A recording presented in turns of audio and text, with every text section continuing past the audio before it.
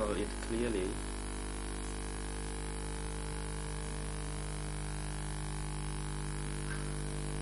However, it was probably in late 1977. And the second meeting that you had with Mr. Khieu Samphan discussing the floods in the Kandal province, was that also in 77 or when was it?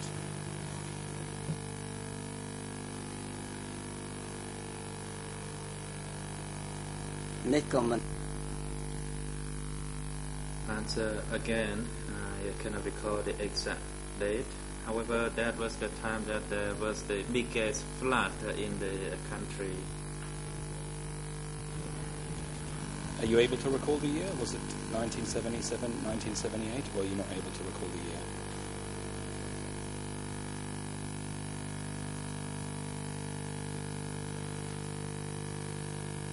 Answer, I just simply cannot remember the year, but I think it was in 1978. Either way, it could be either 77 or 78. And last question on that. Do you recall what time of the year that was? Was it before the rainy season? Was it during the rainy season? Are you able to recall?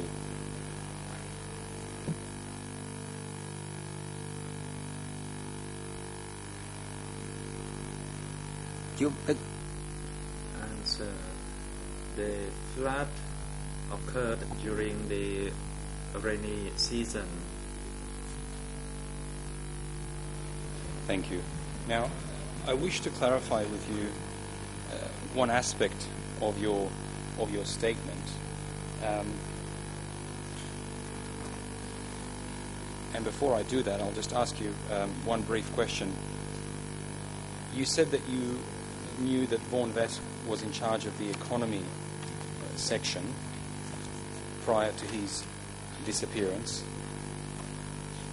and you also said that after his disappearance you saw Mr. Khieu Samphan at the Ministry of Foreign Commerce. As far as you knew, did Khieu Samphan take over any responsibilities? The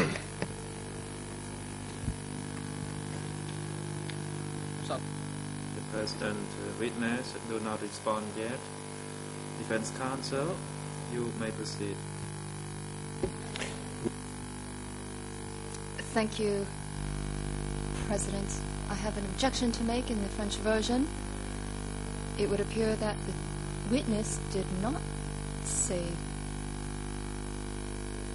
or did not hypothesize or say that he had met Khieu Samphan after the disappearance of Vaughan Vett. In any case, this is not indicated in the French version of the document. It would seem that the co-prosecutor is distorting the words of the witness, as such a statement does not appear at all in the French language version. Mr. President, my notes, and we don't have a verbatim transcript, but my notes are that the witness said he saw Khieu Samphan at the Ministry of Foreign Commerce. Vaughan Vett was absent and Khieu Samphan was in place. I thought I was giving a fair summary of that, and the witness discusses similar issues in his statement.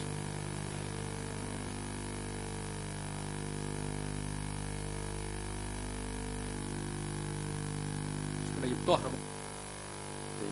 President, the objection is overruled.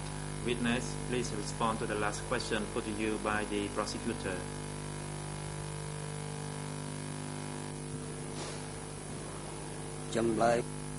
Answer.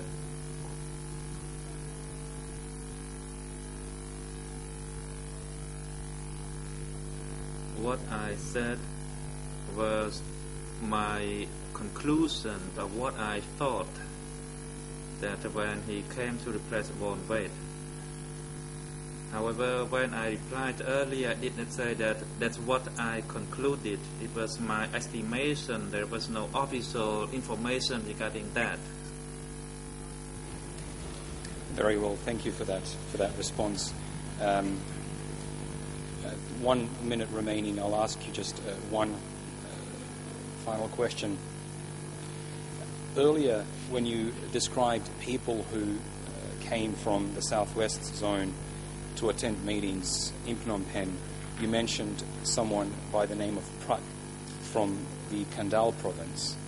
I just want to clarify whether that person's full name is Seksat alias Prat.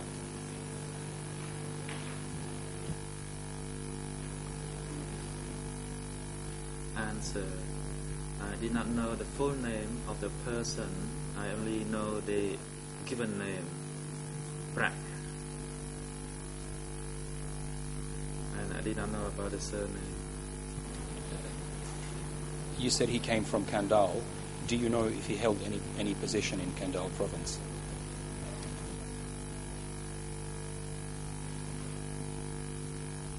Answer. He was the chief of the Kandal Provincial Committee. In the interest of time, we'll stop here. Thank you, Mr. Kivnu, for your comprehensive answers, and thank you, Your Honours, for the extra time.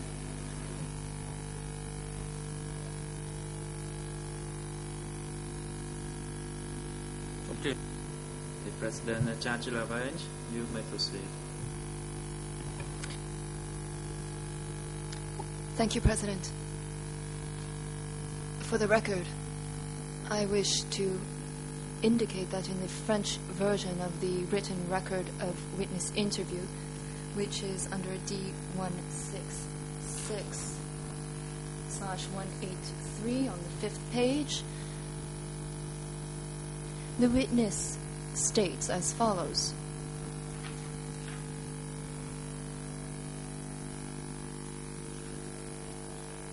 I met with Kyo Sampon at the Foreign Trade Office while I was looking for materials to distribute to people in cooperatives. At that time, I transported those tools to Takeo province. After Vonvet disappeared, approximately in 1977, Kyo Sampon succeeded Vonvet being in charge of foreign trade. I was told that Vonvet was arrested for being involved with the CIA and the KGB. It was approximately in 1976, before I left for Phnom Penh, that I saw Pol Pot once when he came to Tamok's house in Takeo province. What is abundantly clear is that the witness states that following Vonvet's disappearance, Kyo Sampon had succeeded Vonvet at foreign trade.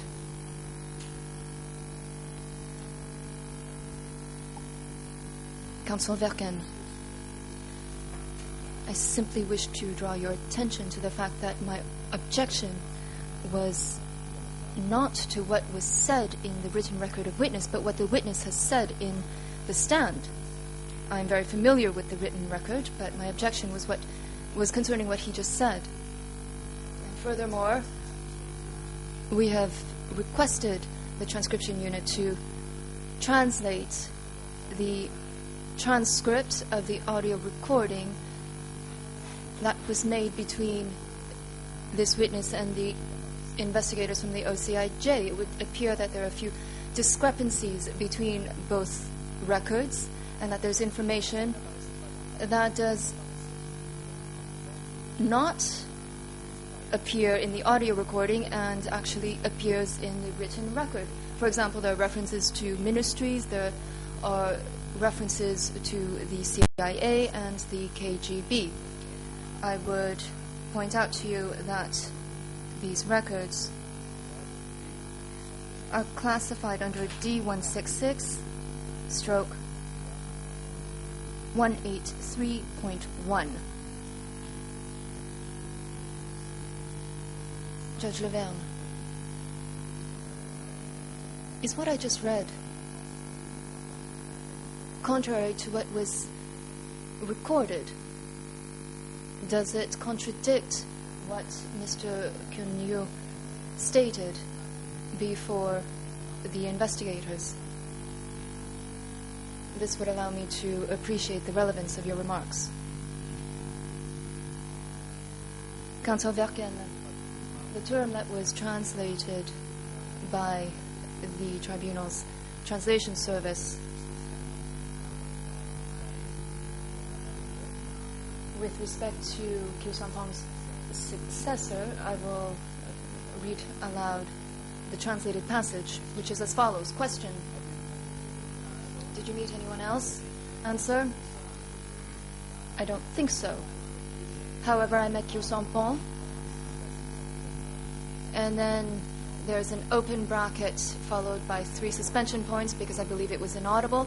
Kyu Sampong appeared after the disappearance of Won Vet. Those are the exact terms and the word-for-word translations of what was transcribed of the audio recording.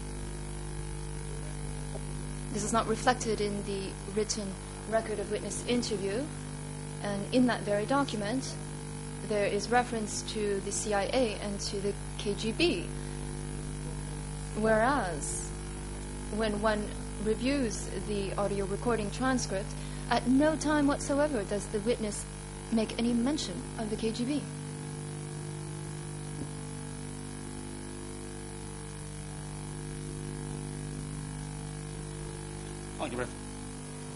The President, the floor is now given to the lead co-lawyers for civil party to put question to this witness. You may proceed.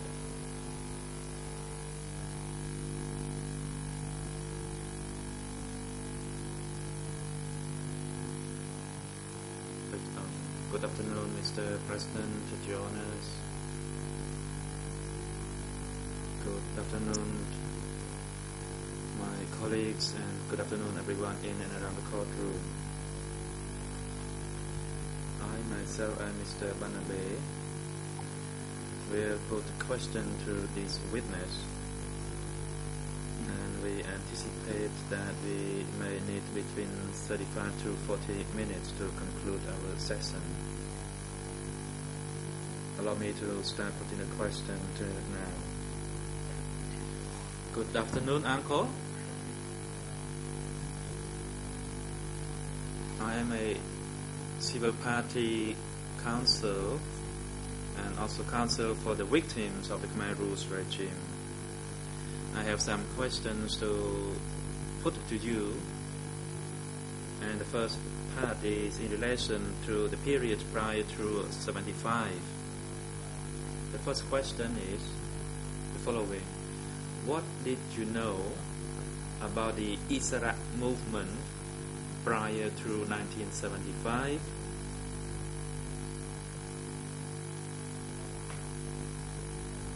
Can you shed some light on this matter? Answer. The movement, which was known as the Isara movement, started since the early 1940s, since I was rather young.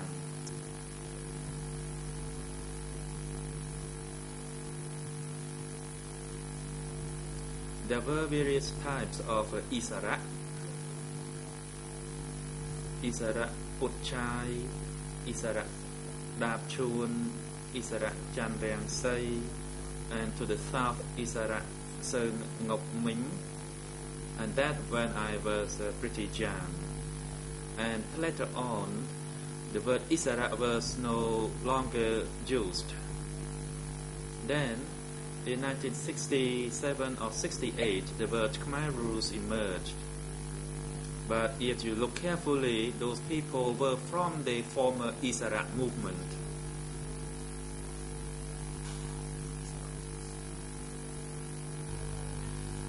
Question. Can you elaborate further regarding the Isara movement?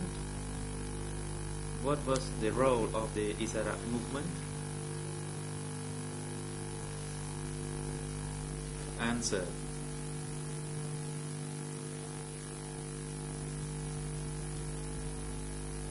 In the Isara movement, when they first entered the area, they asked the villagers and the people about those who were literate, and then they were appointed. One of the elder uncle-in-law was assigned to work as the commune chief, and another one was as the greffier of the commune, and they had been in that position until the Geneva Convention. And after that period concluded, he returned to the village and became an ordinary villager in the village.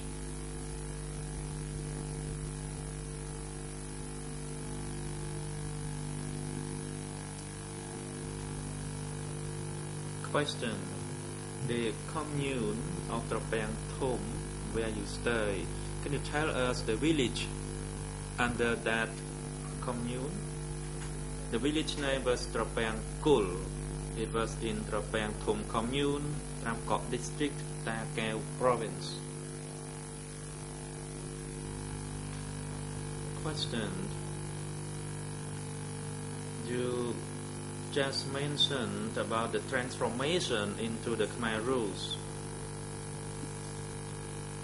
Can you tell us if you ever heard in the commune where you stayed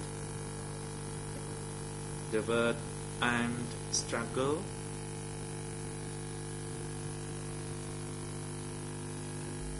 Answer. Yes, I heard of the phrase armed struggle. And armed with policy or politics. Question. Who actually initiated the use of the phrase? Answer. We heard from one another, and I cannot recall exactly from whom I heard. So people kept using the phrase, and everybody just used it, and we could not know who was actually the starter of using the phrase. Question. Can you tell us that in late 1960s, as you just said, was there a revolutionary based in your commune? Answer.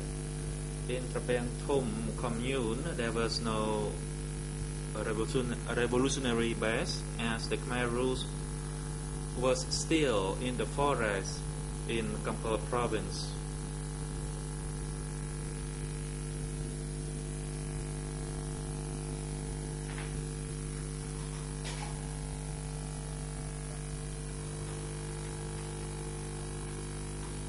Question. Thank you for your explanation. Let me move on to another subject. It is in relation to the evacuation. In your response to the questions put to you by the prosecution, by the office of the co-investigating judges, that there was a plan to have the monks disrobed. It is in document B166/183. Khmer EIN is 00355440, and in English 00358141, and in French 00408426. I seek your permission to have it projected on the screen.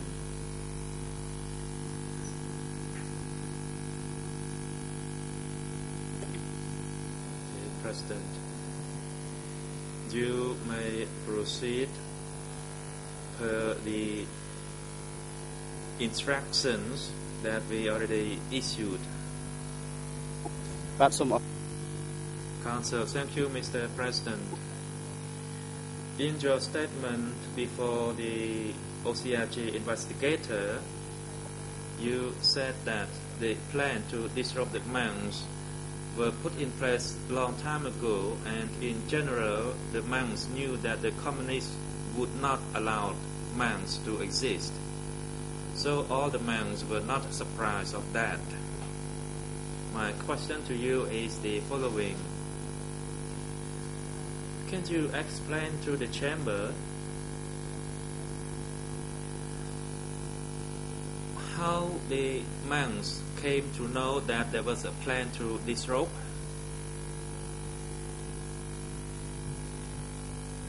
Answer. The communist movement was in Cambodia since the 1940s, since I was very young. So we knew that it was the communist movement. Additionally, I ordained in 1953 or 54 during the period of the Geneva Convention, and I had some knowledge through my reading of the American magazines.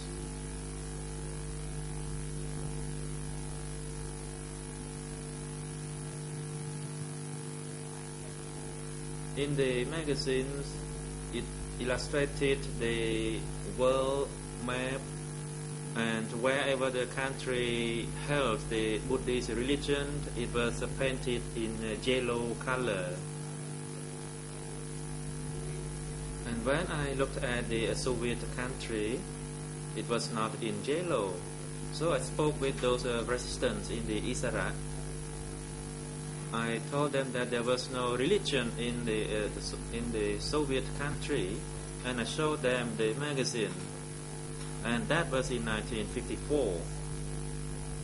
And by that time I was about 20 years old, and probably that was the best for us to understand about the communism. And we saw the communist movement everywhere around the world, and people who were intellectuals knew about the various forms of communism, like the Chinese communism, the Korean communism, and the Yugoslavian communism. Council, my apology, but I need to interrupt you. Could you please inform the chamber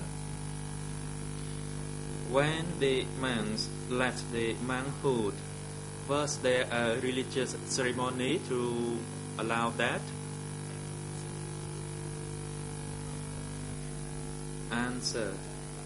Yes, there was a religious ceremony. There was no change yet in the tradition. So there was the chief of the monk, and there were other people who were there to perform the religious ceremony based on the Buddhist Bible. And it was not just a plain disrobe, but we follow a religious celebration, and people also attended that ceremony. Thank you, says the council. Can you tell the chamber that the monks who left the monkhood,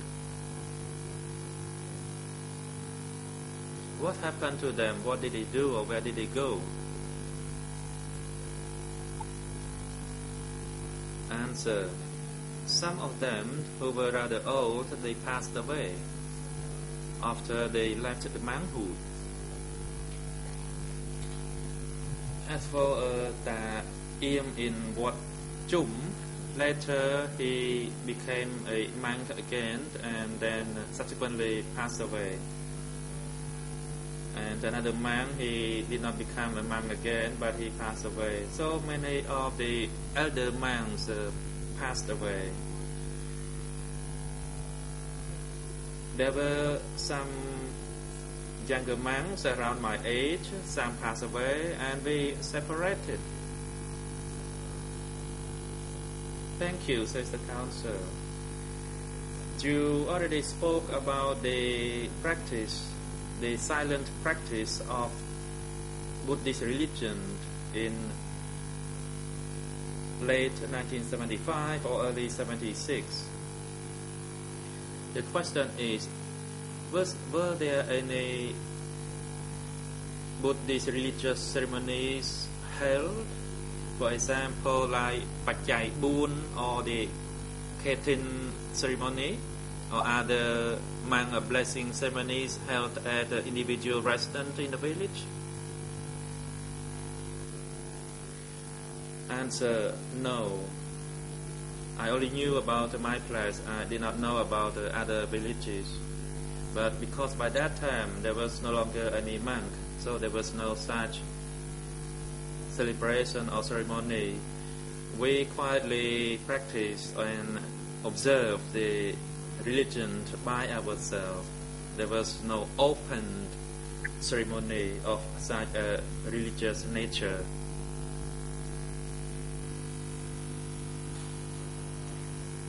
Question: what about during the wedding? Can you tell us where the religious ceremony was held during a marriage?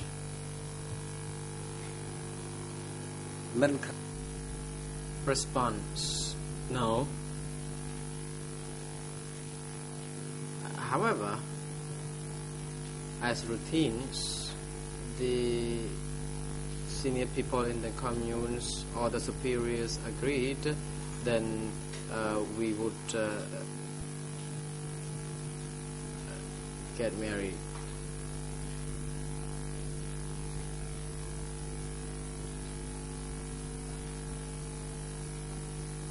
So indeed, if the authority allowed this to happen, then each respective unit would organize such marriages. Question: could you tell the court how marriages organized? Did people get married voluntarily, and how many couples at each marriage? Response: it depends on each unit or village or commune. Marriages would be conducted differently, and there is no way we can identify the common marriage practice, because if there were acharyas or Buddhist monks, then they would maintain this tradition. However, in this situation, we only needed authorization from the upper echelon. Question: did you ever attend any marriage? However, the head of the departments had to help pronounce this. Question: with regard to your marriage arranged by Tamok, did your spouse know you before the marriage? Response: she knew me, but not very clearly. She was at the sewing section in the zone office. She was not in the village as others, and I was informed early. Question: you said that you were informed earlier. Who informed you or her? And did both of you know that you would be married, and did you or were you willing to get married? Response. At a later date, I heard from my spouse who said that she was tipped off already concerning the marriage, and then we met and we smiled at one another, and that during the encounter it was the meeting was meant for the two people to meet so that the marriage could be administered. She said that she was informed about this.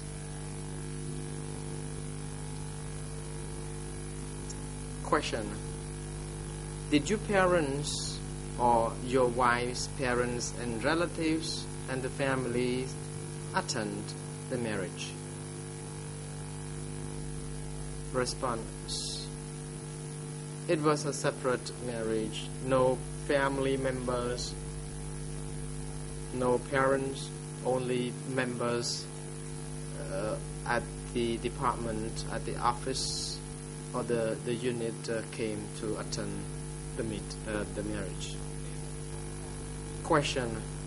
How many couples were there when you got married? And where was it? Response. There was only one couple. It was conducted in Takao town.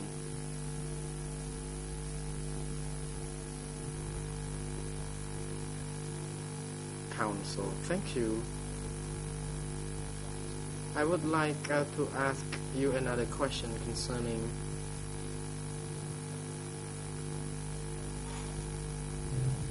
your statement, in which you indicated that there were people in Phnom Penh who were your relatives who left Phnom Penh and returned to your village and reunited with the base people in the cooperative.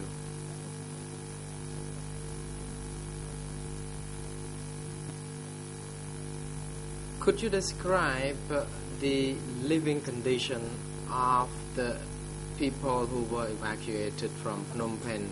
Were they treated equally like those who had remained in the village for a long time already?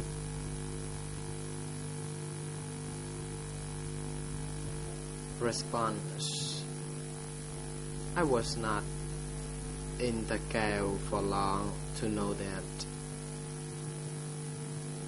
so I don't know for sure.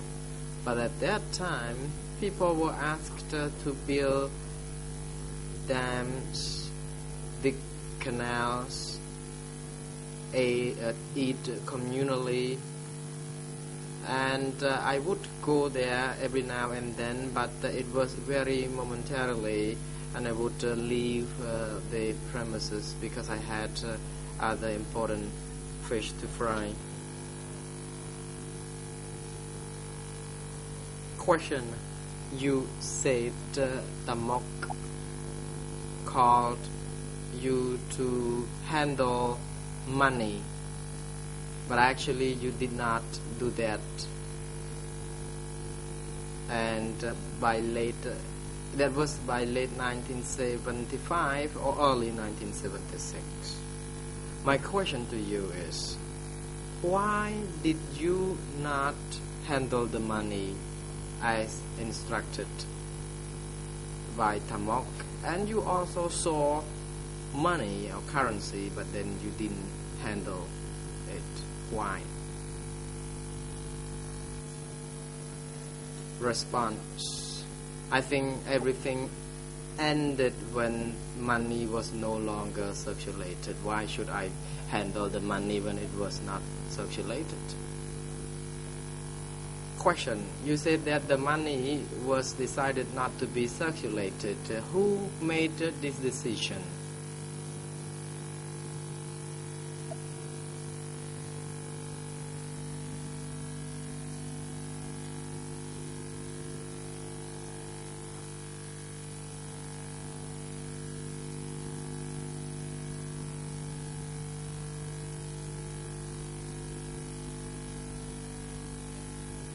Response. Well, my belief is that later on I noted that money was not circulated, and I do not know who made the decision. I don't think Tamok would be the one who made such a decision. There must have been a decision made from upper echelon, above him as well. Question: did Tamok ever discuss with you about the decision not to circulate the money? For example, the discussion concerning the decision by the top regarding the circulation of money. Response: I am very ambivalent on this because I just felt that later on money was not circulated anymore, and it was done secretly, and that there was no lectures in any meetings or sessions to learn this, and money was not circulated. People shared the things like kitchen utensils. Question: did you ever ask Tamok concerning the money issue? For example, did you ever ask him why money was no longer circulated? Response: no, I never did that. I never asked him such question. Question: thank you. Were you aware, or do you still recall you had any discussion with him when Tamok was talking about the transfer of people from one place to another, in particular when you were close to him, working with him?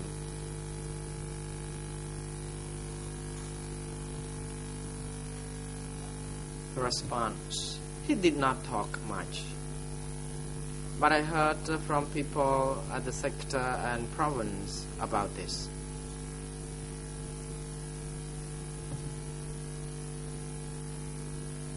After the evacuation took place, that I heard people were talking about this. People at the districts and the sectors were all talking about this. Question: when you said that the district levels and the sector levels people were talking about the evacuation, was the evacuation in their discussion the one that was made after the 17th of April 1975, or another evacuation? Response: I don't remember the exact date they were referring to, but I think it was not long after the liberation of Phnom Penh. Question: I don't think I understand you correctly. You said that it was not very long after the evacuation, the liberation. You are referring to which date? The President intervenes. Mr. Witness, could you please hold on? Wait until the mic is activated before you can proceed with your response. Response: please repeat your question. Question: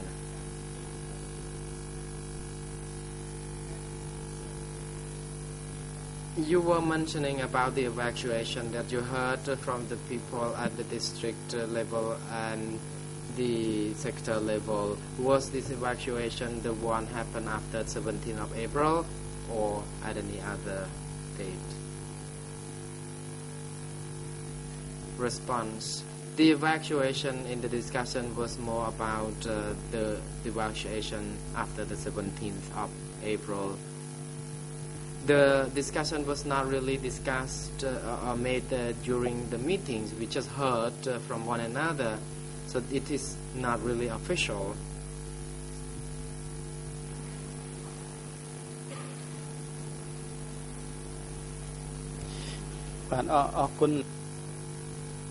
Question. I have another question to put to you.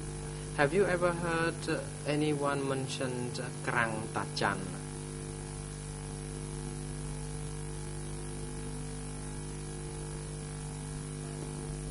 Response. If I ever heard, I could have forgotten it already. I perhaps can remember the name, but I forget the story behind this name. But Krang Tachan is still in my memory, but I just don't remember the story attached to what happened at Krang Tachan.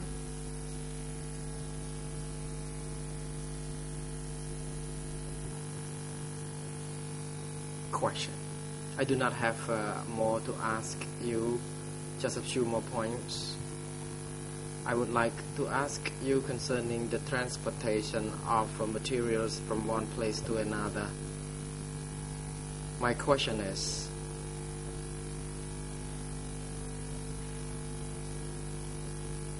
did you need to have a pass for transport materials from one place to another?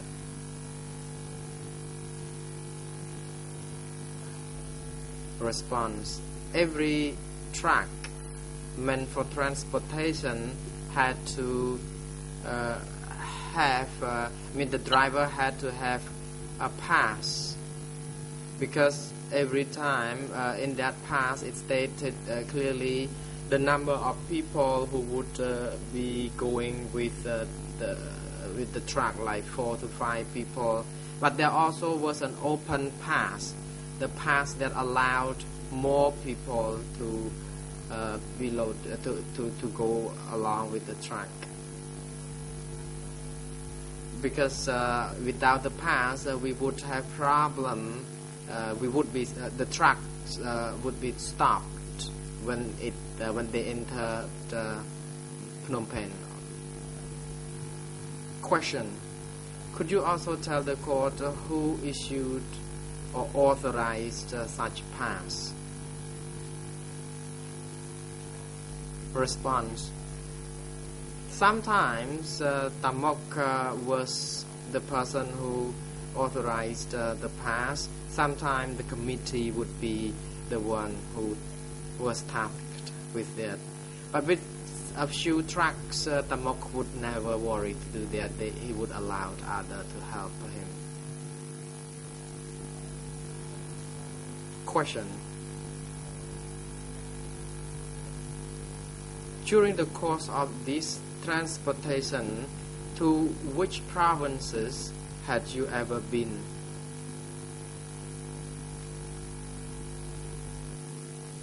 Response: I had been to Kampong Chnang. Then when Tamok moved to Battambang briefly for a while, I met him there as well on one occasion. And for Takao, it was the province where we would travel a lot already because we were there.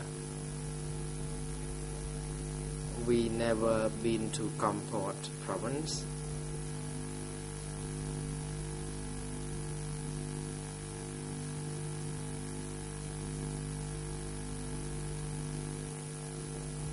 I don't remember whether I had ever been to Kampong Speu that time.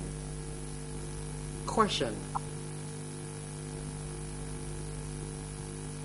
what was your impression concerning the living condition of the people? Response: we only contacted the sector economic section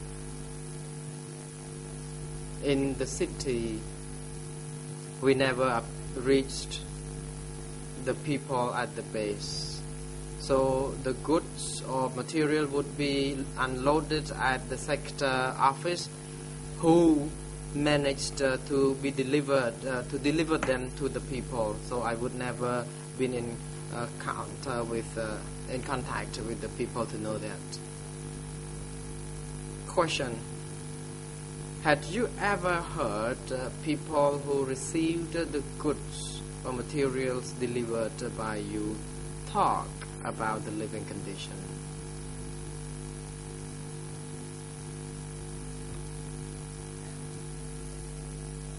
Response: people would be talking about this, about that.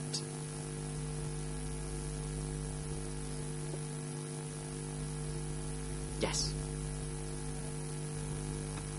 Question: did you ever discuss about the people living condition to the upper echelon, including Mr. Kyo Sampon, when you met him?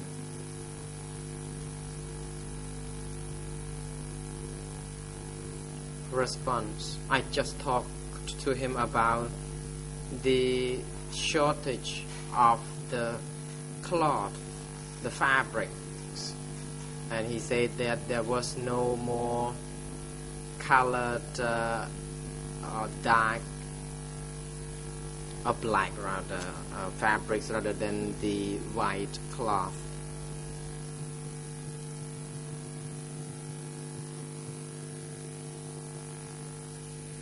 And this is the question. I talked to him, and yes, he wanted to know more information about the village, about the commune and villages, but I said I did not know because I had to unload the goods or material at the sector office only.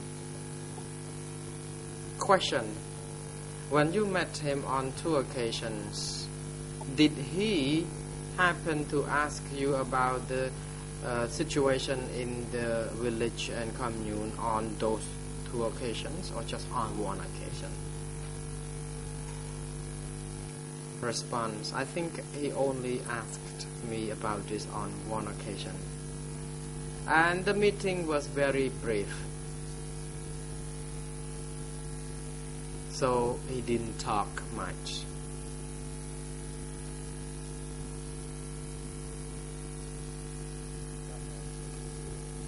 Question: I have my final question for clarification. In your statement before the co-investigating judges, the same document, the 166/183 ERN in Khmer E 00355-442, English 0035-8143, French 0040-8428. In this document, you indicated that perhaps in 1978, early 1978, I met Nguyen Chia near the building I stayed. He was in a car and he asked me to look for traditional musical instruments to rehearse for the radio station. My question is,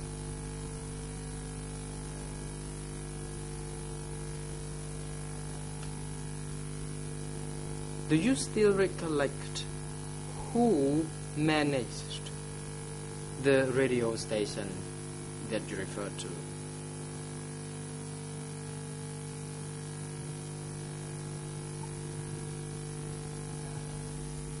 Response: at that time I didn't know, but I wish to also elaborate that the musicians were collected by Tamok, and I had to transport them And when there was a shortage of traditional musical instruments, and I learned that there were some musical instruments in the state warehouse. So I talked about this to the musicians, that the equipments were there, then they should make a request. And I don't know why this information got to Nuon Chia. And on one occasion, he stopped the car and he approached me when I was walking out from the place. He asked me that whether I knew something about the musical instruments. Then I said yes, that the musical instruments were seen stored in the warehouse, and that's all. And he asked about the head of the post, the head of the administration post, and we parted ways after 1979, but we met again at Oral. However, I don't know who were the heads.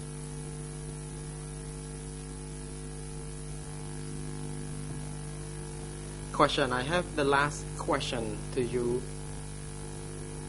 Could you tell us regarding the Southwest Commerce section, what was the relation, what was the relationship between these commerce of the Southwest and the Ministry of Commerce? Response.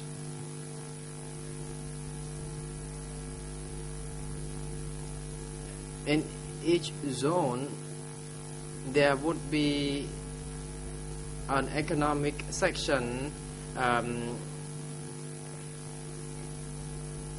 which was classified according to the proportion of the population in each zone. Then letters would be issued to the transportation unit to transport materials for their respective location. I think by answering this, I already forgot your question. I would like to ask you about the commerce section in the Southwest Zone. Under which structure this section belong to? Whether it belonged to the Ministry of Commerce or it belonged to the Southwest Zone itself? Response. State structure was well connected to the structure of the Southwest. Decision was made from the state, then the letter would be issued from the state section, and then I would be called to pick up that letter. So both the state and the zone had a common agreement before letter was issued. Question. You refer to the state section. So who were in the state you're referring to? Response. I contacted Mr. Rương, the head of the state warehouse, and I think that the Ministry of Economy perhaps was under supervision of Mr. Won Wade, but when it comes to the warehouse, it was Mr. Rương whom I contacted. Mr. Rương passed away already. Council. Thank you, Grand Uncle, and thank you, Mr. President and Your Honors. May I now share the floor with my colleague to put further questions to him. Thank you. The President, you may proceed. Oui. Yes, Mr. President, I have only one single question of clarification to put to the witness. That's all. Witness, you have asserted several times that in Van Vet's absence, Kisampan would replace him, and Judge Lavergne indicated to you, or reminded you in any case, what you had said to the investigators of the OCIJ, and he reminded you of this particular sentence. After Van Vet's disappearance, towards 1977, Kisampan succeeded him as head of foreign commerce. That's the end of the quote. So I simply would like to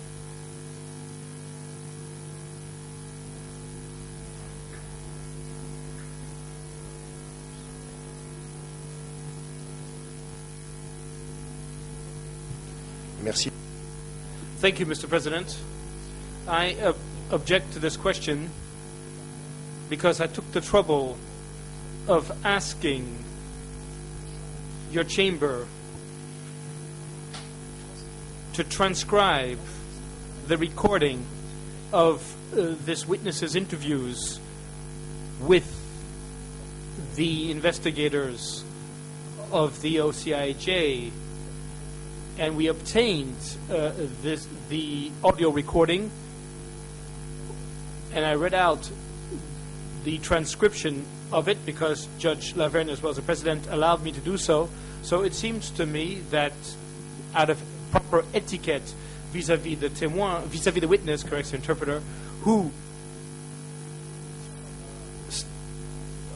furthermore stated before the chamber that he does not recognize everything that was read out to him when this record of interview was read out to him. However, I believe that it's the transcript of the audio recording that should prevail, and the witness should not be constantly reminded of a written record that's simply a translation of, by the investigators, which is not correct, of what he might have said, which is simply the summary of an interview, whereas we have an audio recording which is faithful.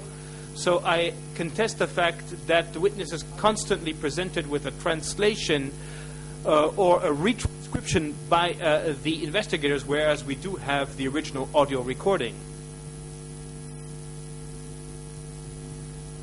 President, the prosecutor, you may proceed. Your Honours, I'm reluctant to intervene, but I do think my learned friend is stretching the logic a little bit here.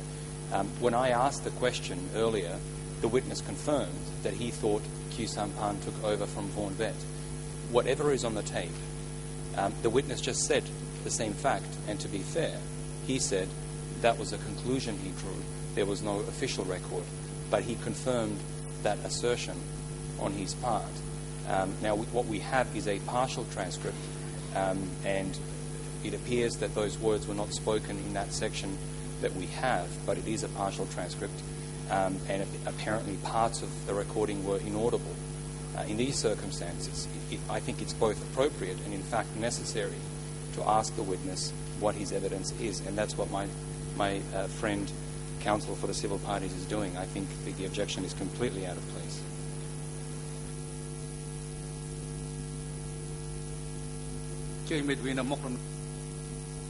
The international lead co-lawyer for civil parties, you may proceed. Thank you, President. I believe that the co-prosecutor has just addressed the objection raised by my friend across the way. Regardless of the contents of the audio recording, the defense of Mr. Khieu Samphan has the discretion to quote that document when it comes their time for questioning. Now, it is very clear that, based on the transcripts that we all dispose of, the witness stated to the co-prosecutors that when Mr. Van Vet was absent, it was indeed Mr. Khieu Samphan who acted in his absence. I think this has been made abundantly clear and cannot be contested by my learned friend. Judge Laverne has also indicated to the witness and asked him to confirm his statements made previously before the co-investigating judges. I'm simply asking the witness if he stands by the same statements or if he has anything to rectify. If we may, we simply want to conclude our cross-examination in the most efficient manner possible. The defense is attempting to preclude all opportunities for the civil parties to carry out our work when we are simply posing a question of clarification. The objection by the International Defense Council for Kisampon is denied. The international legal lawyer, you can proceed with your question to this witness.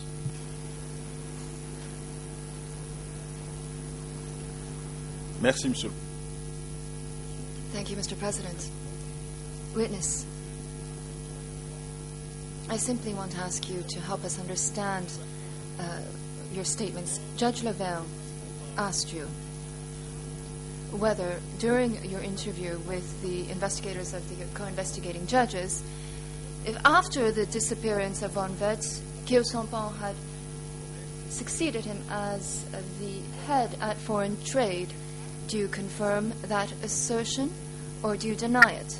That is my question.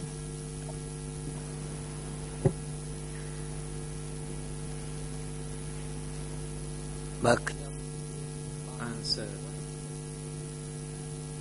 If I made a mistake earlier, I'd like to clarify that it is my assertion.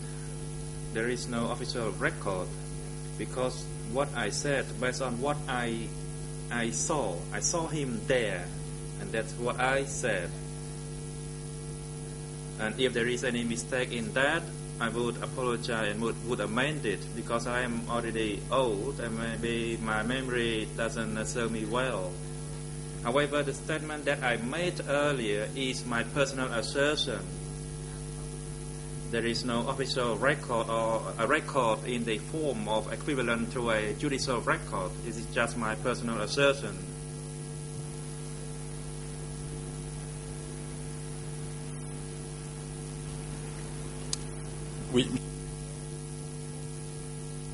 Witness, we understand that this is your personal opinion, but according to you, did Mr. Kyo Sompon replace Mr. Von Vet following Von Vet's disappearance? Can you please tell this chamber in the most specific, unambiguous terms possible if this is what you witnessed? President, Mr. Witness, you do not need to respond to this question. You do not need to provide your conclusion or guesstimation. You can provide your response based on what you have experienced, have heard, or have seen.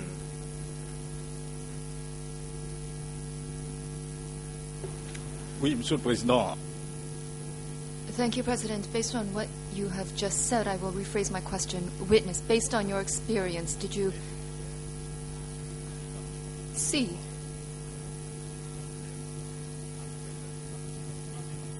Mr. Kyo Sompon replace Mr. Von Vet following his disappearance? Counsel Verken, objection, Your Honor. My learned friend has not taken into consideration your remarks. He has not reformulated his question at all.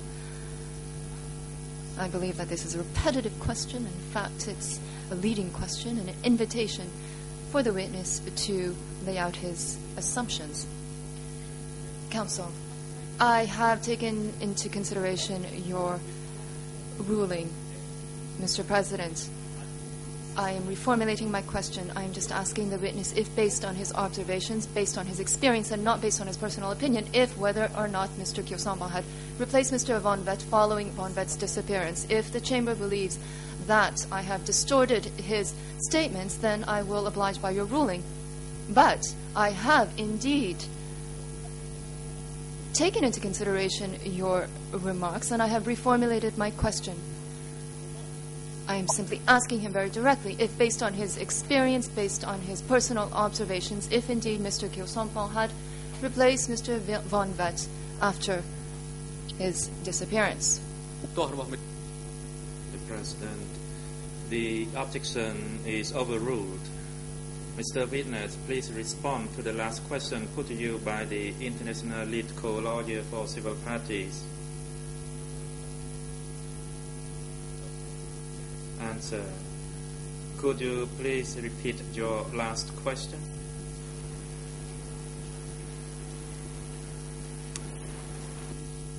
Yes. Witness, my question is this. I'm inviting you to tell this chamber if, based on your personal experience, based on the observations that you made, whether Kyo Sompong replaced Von Vet after Von Vet's disappearance. That is my question to you. The President, Mr. Witness, please respond to this question. As for the National Defense Council, the Chamber has ruled regarding this matter. You may stand on your feet if there is something else new.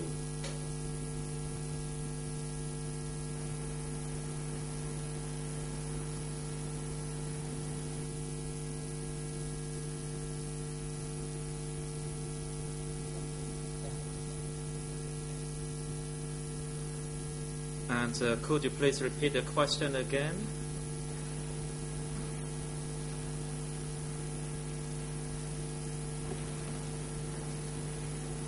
Oui, Monsieur. Yes. Witness, my question is as follows. Following the disappearance of Mr. Von Vet, did Mr. Kyo Sompong, based on your memory, based on your experience, and based on your own personal observations, the individual who replaced Von Vet? Is my question clear to you?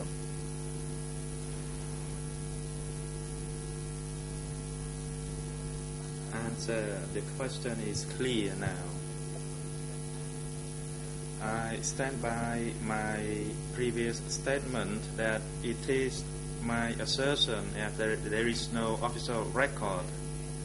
It is my assertion that he replaced him then.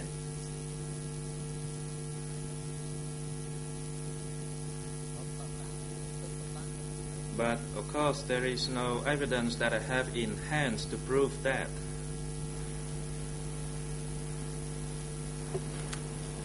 Merci infiniment.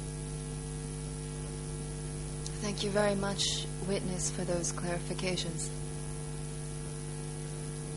The civil party lawyers hereby conclude our cross-examination. We now defer to the counsel for the defense to carry out their duties. Please. The President, regarding to which party the floor shall be given through is the decision of the Chamber. You don't need to remind the Chamber of that. The court will recess for 20 minutes and reconvene at 3 p.m. Court officer, could you assist the witness during the recess and have him back in the courtroom at 3 p.m. សូមក្រោកឈរ